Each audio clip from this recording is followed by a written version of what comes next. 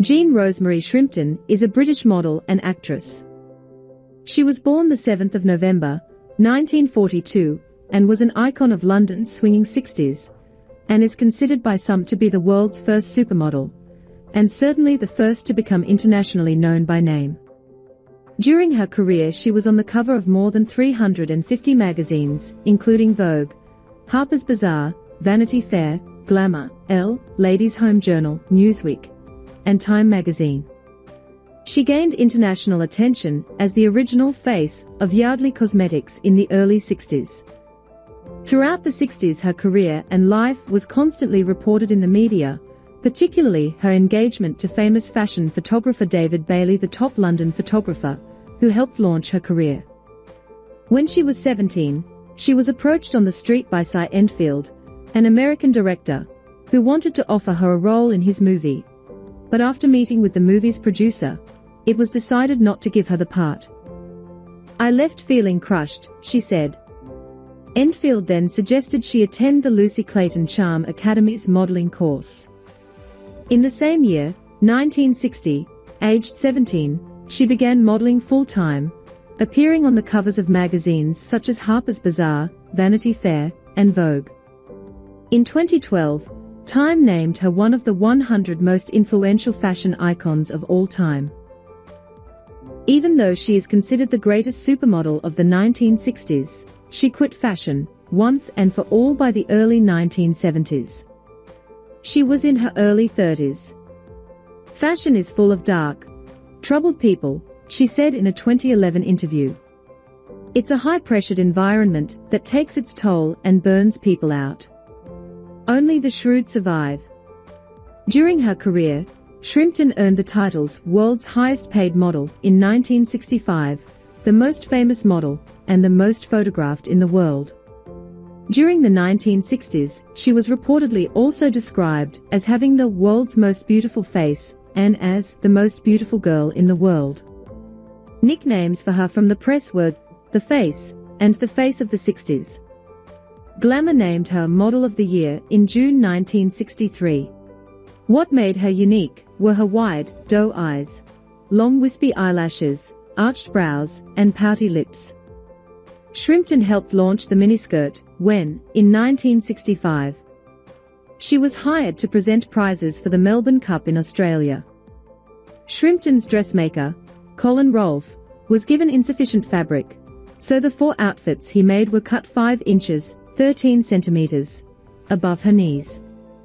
She also wore no stockings or gloves, and wore a man's watch, which was unusual at the time. Although skirts were becoming shorter in London in the 60s, the new style had yet to be accepted elsewhere, and certainly Australia had never seen anything quite as short as the Derby Day mini. In her memoirs, Jean recalled, "The day of the races was a hot one, so I didn't bother to wear any stockings. My legs were still brown from the summer, and as the dress was short it was hardly formal. I had no hat or gloves with me, for the very good reason that I owned neither. I went downstairs cheerfully from my hotel room, all regardless of what was to come." The classic photo taken of her that day showed a dramatic contrast. In the foreground, a young, carefree, independent Jean, her in her famous minidress, and behind her, a crowd of scowling middle-aged Melbourne matrons dressed in regulation twinset, pearls and hats. It justifiably became one of the iconic images of 60s Australia. The incident was immediately picked up by local media, with a former mayoress, Lady Nathan, describing Shrimpton as a child and accused her of having bad manners. Lady Nathan was quoted as saying, "If Shrimpton wants to wear skirts 4 inches above the knee in London, that's her business. But it's not done here in Australia." By the next few days the scandal was reported all around the world. By her next public appearance and under pressure from her sponsors, she wore a far more conservative outfit, a 3-piece grey suit with an ice blue straw Breton hat, beige gloves and stockings, and a chocolate brown handbag. Speaking to reporters, a visibly upset Jean said, "I think you should dress to please yourself." Admitting that she had been disciplined by her sponsors, she ruefully observed, "I feel Melbourne isn't ready for me yet." It seems years behind London.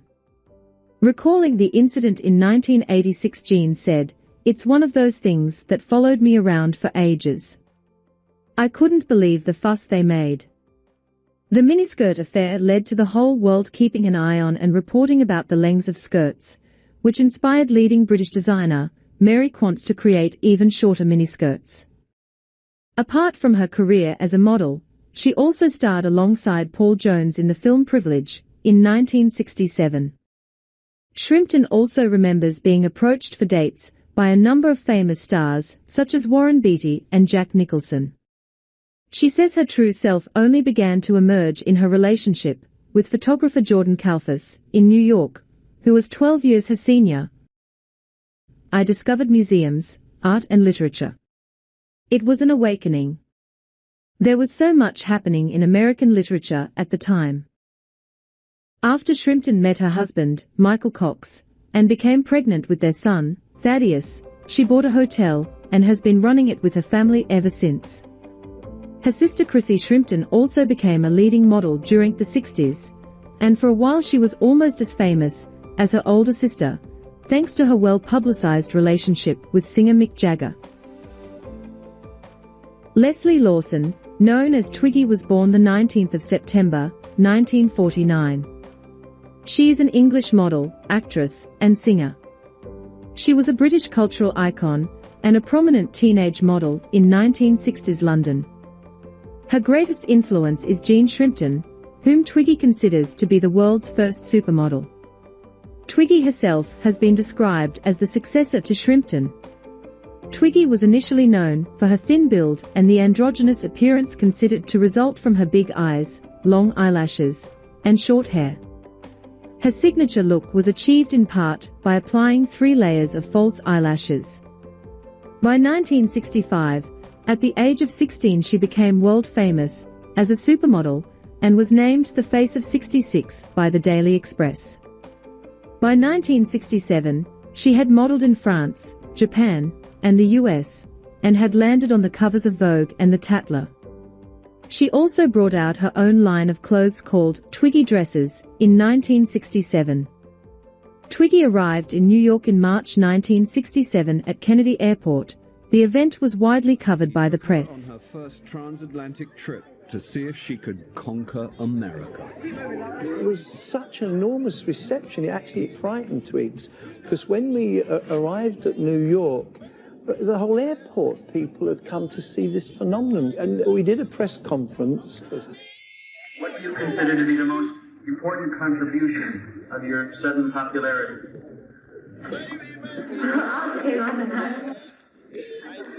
She's beautiful. She totally beguiled America. They'd never seen anything like that before. So it was all part of the British invasion to America, and we were part of that. There were the Beatles, the Stones, Twiggy and Justin.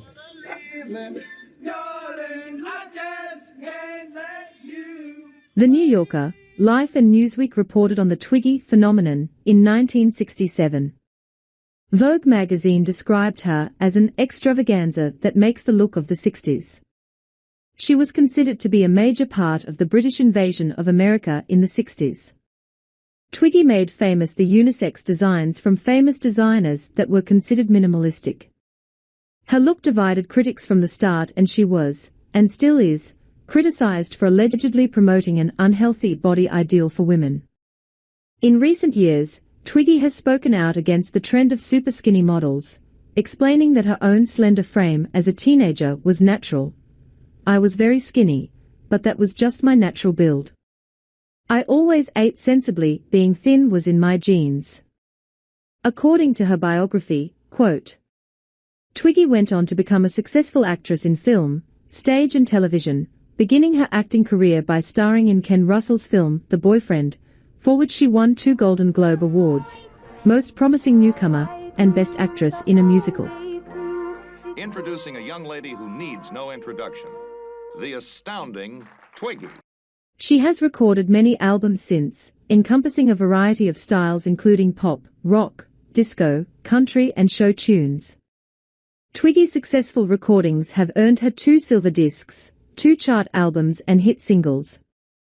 Twiggy continued to act in film and TV in the US and UK with parts in The Doctor and the Devils, Club Paradise, The Blues Brothers. Yes, you. Could you fill it up with premium, please, and check under the hood? One, I should wash the dead bugs off the windshield. Oh, no, don't worry. I'm in kind of a hurry. The Little Match Girl, and Young Charlie The door Chaplin. shut just as I was walking into the classroom. You've been getting into fights again, haven't you? Don't shake your head at me, young man. What was it this time? Is it the jacket again? No, She also had her very own TV show, in the 90s, where she interviewed celebrities. Twiggy has also been a guest judge on the Top reality TV show, America's Next Top Model, opposite the show's creator, Tyra Banks.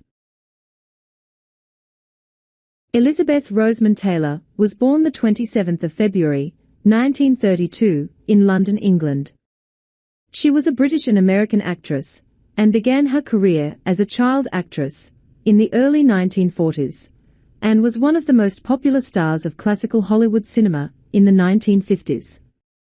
She became the world's highest-paid movie star in the 1960s, and remained a well-known public figure for the rest of her life. Her most famous role is Cleopatra, which was released in 1963. Do as you say? Literally? As if I was something you had conquered? If I choose to regard you as such. Am I to understand, then, that you feel free to do with me whatever you want? Whenever you want? She became the first movie star to be paid $1 million for a role. Fox also granted her 10% of the film's gross profits. Cleopatra became the biggest box office success of 1963 in the United States. During the production of the film Cleopatra, in 1961, she had an affair with married co-star Richard Burton, which caused a huge scandal. But despite public disapproval, they continued their relationship and were married in 1964. Dubbed Liz and Dick by the media, they starred in 11 films together. She became the second celebrity to launch a perfume brand after Sophia Loren, and was also known for having the most expensive jewel collection in the world. She received many awards throughout her career, and is considered to be one of the most popular stars of classical Hollywood cinema. Throughout her career, her personal life was the subject of constant media attention. She was married 8 times, to 7 men, and also converted to Judaism. Taylor was one of the first celebrities to participate in HIV/AIDS activism, and helped to raise more than $270 million for the cause since the mid-1980s. She began her philanthropic work after becoming frustrated with the fact that very little was being done to combat the disease, despite all the media attention. Taylor was honored with several awards for her philanthropic work. She was also a very close friend of Michael Jackson. After many years of ill health, Elizabeth Taylor died from congestive heart failure in 2011, at the age of 79. Marylin Monroe, birth name, Norma Jean Mortensen, was born on the 1st of June, 1926. She was an American actress, model and singer. After her mother was diagnosed with schizophrenia, she grew up in a number of orphanages and foster homes, where she ended up getting molested. She married a sailor at the age of 16, but defied her husband by getting a job at a factory when he was deployed out to sea. There she had her very first photo shoot, when a photographer was tasked with taking pictures of staff for a calendar, to boost morale. Even though the pictures were never used, she ended up quitting to pursue a modeling career in 1944. At the start of her career, she was told that her figure was more suited for a pin-up than for fashion model. She became famous for her blonde bombshell roles in various movies, like Some Like It Hot, Don't fight it. Relax. The Misfits, 1961. There's No Business Like Show Business, 1954. Hope you ask me out again sometime. You want to kiss me goodnight?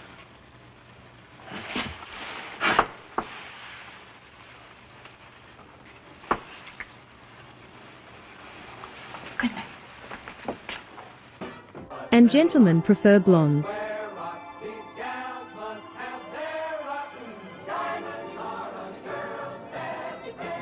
She became one of the most famous sex symbols of all time. Her films grossed $200 million, equivalent to more than $2 billion today. In 1999, the American Film Institute ranked her as the 6th greatest female screen legend from the golden age of Hollywood. I know. How is she not number 1? But then I looked it up. Number 1 being Katharine Hepburn, followed by Bette Davis and then Audrey Hepburn. Okay, now it makes sense her being number 6, narrowly beating Elizabeth Taylor, Judy Garland and Joan Crawford. Monroe found herself at the center of a scandal in March 1952, when she revealed publicly that she had posed for nude photographs in 1949 for a sum of $50. The photos were later sold to Playboy for $900 and published in Playboy issue number 1 in 1953. Monroe decided to publicly admit to them while stressing that she had been broke at the time. This gained her public sympathy and increased interest in her films. In the wake of the scandal, Monroe was featured on the cover of Life magazine as the talk of Hollywood. She later won a Golden Globe for Best Actress for her role in Some Like It Hot, 1959, a critical and commercial success. Her last completed film was the drama The Misfits, 1961. Monroe's troubled private life received much attention as she struggled with addiction and mood disorders. Her marriages to famous baseball star Joe DiMaggio and to playwright Arthur Miller were highly publicized. Both ended in divorce. It was alleged that she had a weekend-long fling with then-President John F. Kennedy in 1962, and later with his brother, the Attorney General, Robert F. Kennedy.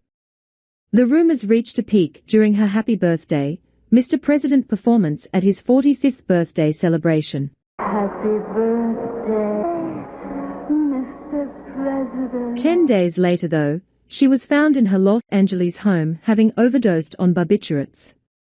She was 36. There are a number of conspiracies surrounding the incident, but none have been proven. White House photographer Cecil Stoughton took the only photo of Monroe with the Kennedy brothers. He kept it a secret for decades before releasing it in 2010. Audrey Kathleen Hepburn was born the 4th of May, 1929. She was a British actress and a fashion icon. She was rated by the American Film Institute as the 3rd greatest female screen legend from the classical Hollywood cinema, and was inducted into the International Best Dressed Hall of Fame list. She starred in a number of movies during the 1950s and 1960s, but her most iconic role was in the romantic comedy Breakfast at Tiffany's, 1961. Don't you just love it? Love what? Tiffany's. I'd marry you for your money in a minute. Would you marry me for my money? In a minute. She has won numerous awards during her career. She stands as one of few entertainers who have won Academy, Emmy, Grammy and Tony Awards.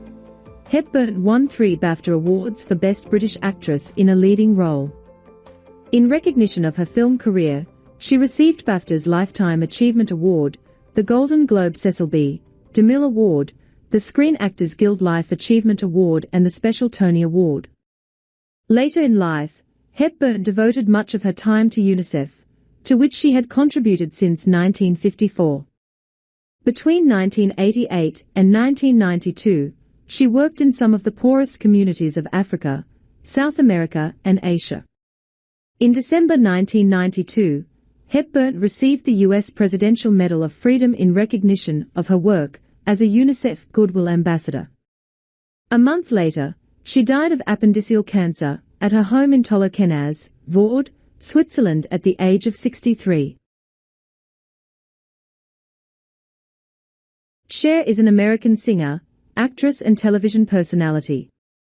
Often referred to by the media as the goddess of pop, she was born the 20th of May, 1946.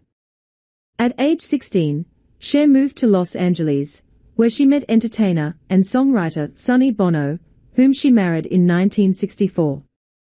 The couple began singing together, and their first big pop hit came in 1965, with I Got You Babe, which sold more than 3 million copies. Good night.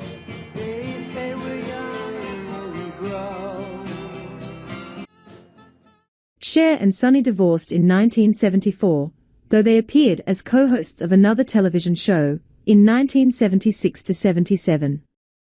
During the 1980s and 1990s, Cher starred in a bunch of movies. In 1988 she won an Academy Award for her starring role as an Italian-American widow in the romantic comedy Moonstruck. I will be your wife. You love him, Loretta? No. Good. Other films include Mask, 1985. Oh, him. Him, by the way, has got a name, so if you got some information for him, I suggest you give it to him. Suspect, 1987. Oh, Your Honor, I'm due for a vacation. I haven't had a vacation in a year. Jury tampering is a felony. And Tea with Mussolini, 1999.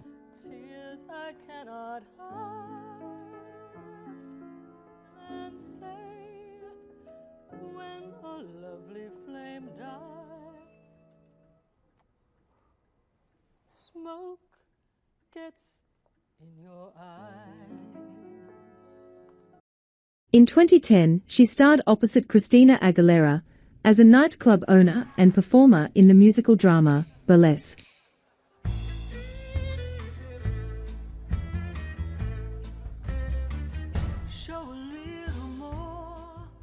She made two very successful albums, Cher in 1987 and Heart of Stone in 1989, followed by a huge comeback in 1998 with Believe. And again in 2002 with Living Proof. In 2000 she won a Grammy Award for the dance single Believe. Cher is currently 77 years old and recently shared this picture of herself with her boyfriend, producer Alexander Edwards, 37, on Twitter in January 2024. The pair met 2 years ago at Paris Fashion Week. She opened up about their romance and its 40-year age gap on The Kelly Clarkson Show in December 2022, noting, on paper, it's kind of ridiculous. But in real life, we get along great. He's fabulous. And I don't give men qualities that they don't deserve.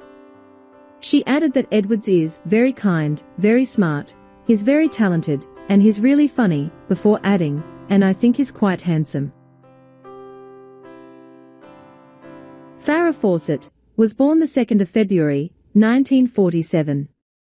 Although she is more of a 70s icon, with her most famous role in 1976 Charlie's Angels, she was 22 years old when she starred in her first movie role in 1969's Love is a Funny Thing. Between 1965 and 1968, she attended the University of Texas, where she studied microbiology before switching her major to art. There she was voted one of 10 most beautiful girls on campus. I know. Why is it never 10 most intelligent people on campus? Anyway, she was encouraged by a publicist to travel to Hollywood. She arrived in Hollywood at age 21 in 1968, when she began to appear in a number of commercials.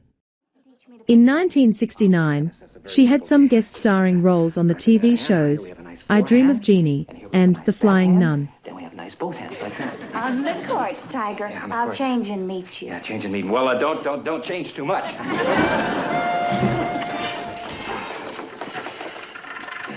Raj, I think we've had enough tennis for today.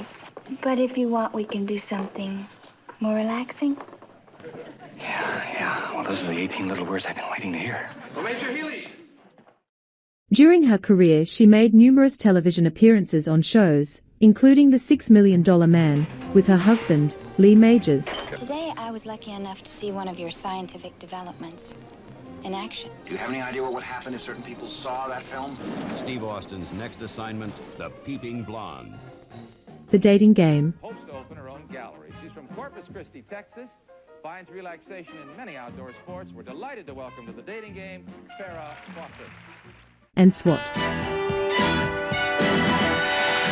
She also starred in a number of movie roles, most famous being 1981's The Cannonball Run, which included Burt Reynolds, Dom DeLuise, Roger Moore, Dean Martin, Sammy Davis Jr., and Jackie Chan. And Roger Moore as himself. I'm Roger Moore. Roger Moore. She even made a guest appearance on Cartoon Network's Johnny Bravo in 1997. The new Farah Fawcett shampoo for men. Farah Fawcett? You know she's coming to my party. Is not. Farah Fawcett is my cousin, and she's coming to my party. Yeah, right. Ah! Oh. Cousin Farah! Cousin Susie, happy birthday. Did you set up the kissing booth for me? I sure did, and I have a lot of different flavored lipsticks for you, too. In 1976, shortly before her debut on Charlie's Angels, she did a photo shoot with photographer Bruce McBoom for a poster company called Pro Arts Incorporated. According to a friend, American actor Nels Van Patten, Fawcett styled her own hair and did her makeup without the aid of a mirror. She also squeezed a lemon in her hair to get natural highlights, he said. Fawcett then selected her 6 favorite pictures from 40 rolls of film, and the choice was eventually narrowed to the one that made her world famous. The resulting poster sold millions of copies and became the best-selling poster of all time. Her feathered blonde hair became the inspiration for legions of fans in the 1970s. The swimsuit was eventually donated to the Smithsonian in 2011, where it can still be viewed to this day. Farah Fawcett died in 2009 after battling anal cancer for several years. She was 62 years old. Roberta Joan Anderson was born in Alberta, Canada, on the 7th of November, 1943. As a young girl, she would explore her artistry, both as a musician and as a painter. By 1964, her music career would begin to take off, as she started playing shows at venues around Canada, then later in the United States. In the early 60s, Joni found out she was pregnant with an ex-boyfriend's child. She placed the baby up for adoption following her marriage to fellow musician Chuck Mitchell in 1965. Later in life, Joni reconnected with her daughter. In 1967, she moved to New York City. In 1967, Mitchell met David Crosby, of the rock band Crosby, Stills and Nash, and produced her first album, Song to a Seagull. They recorded the album together in Los Angeles and dated for some time as well. Later in 1967, she met Leonard Cohen at a music festival, and the two soon became friends and eventually started dating. By the late 60s, she bought a home in California, but soon sold it to buy a home in British Columbia for more privacy. A number of musicians lived in the area, and she then dated Graham Nash, another rock legend. Mitchell and James Taylor recorded vocals for Carole King's album, Tapestry, around 1970.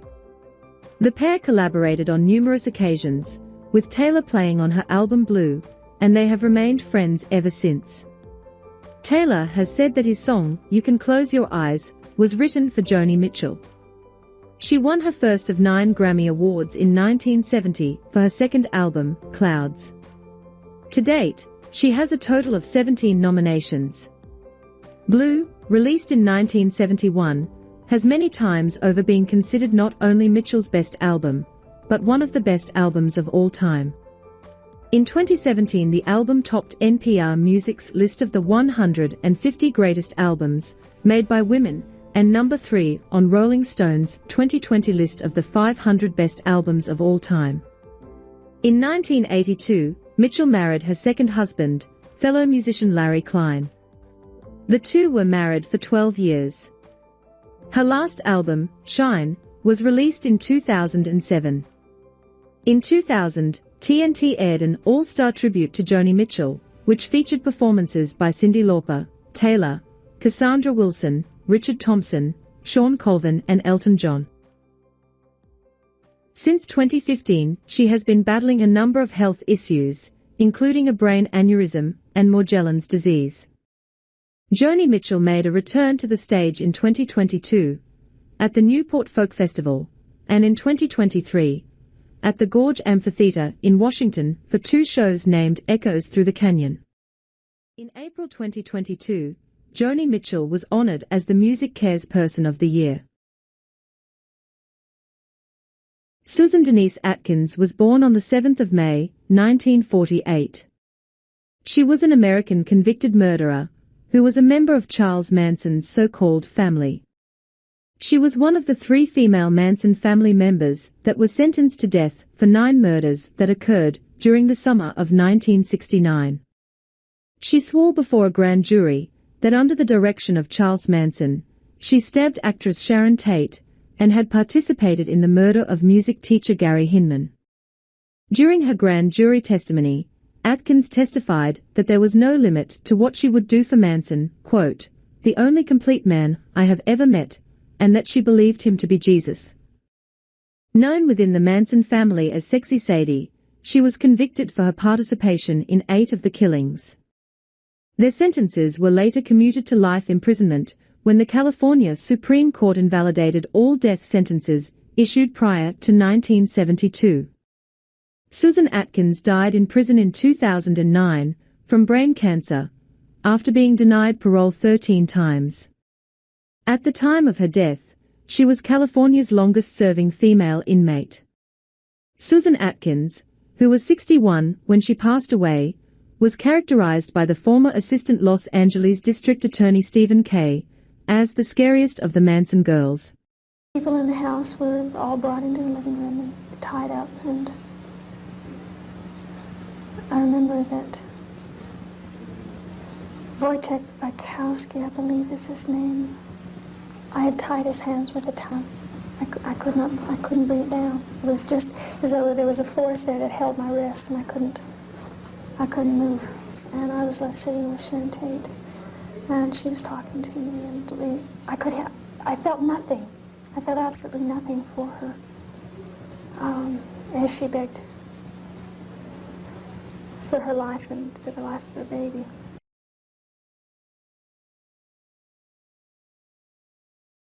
Was Sadie truly evil, or was she manipulated by Charles Manson? It is hard to tell, but it does seem there is something very scary in her eyes. She has since become the most hated woman in America, and arguably one of the most evil in the world for what she has done to Sharon Tate and her baby.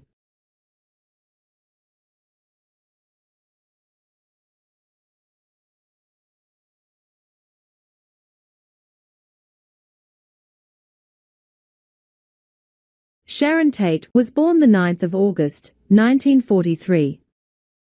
During the 1960s, she was a model and also starred in a number of television ads before her film debut in 1961 as an extra in Barabbas with Anthony Quinn. She next appeared in the British mystery horror film Eye of the Devil, 1966. Her first major role was as Jennifer North in the 1967 American drama film Valley of the Dolls, which earned her a Golden Globe Award nomination. I know she's making big money.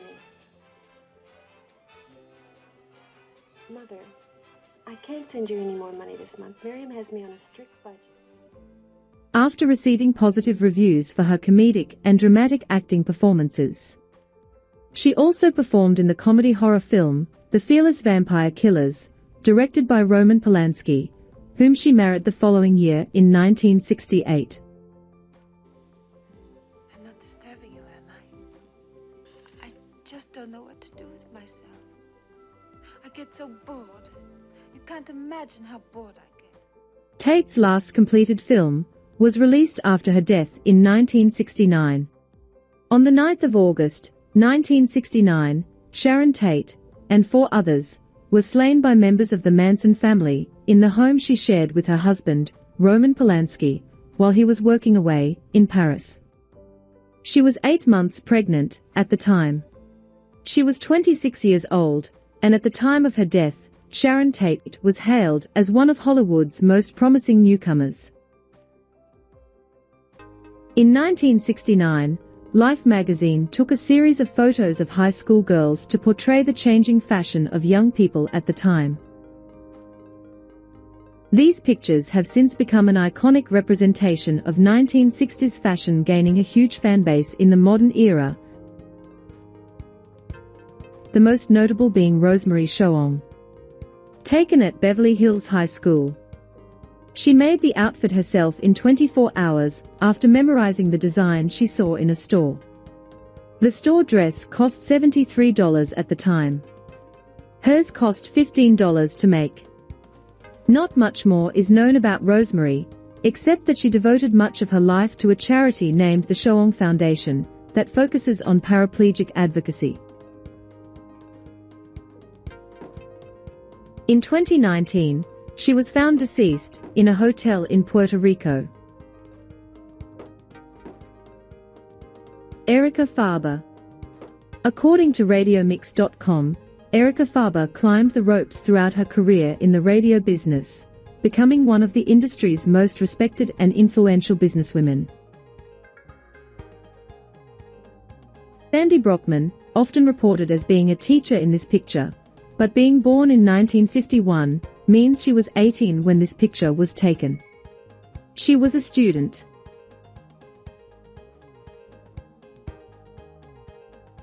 Other mentions are Pam Pepin, Still as Beautiful, and Kim Robertson.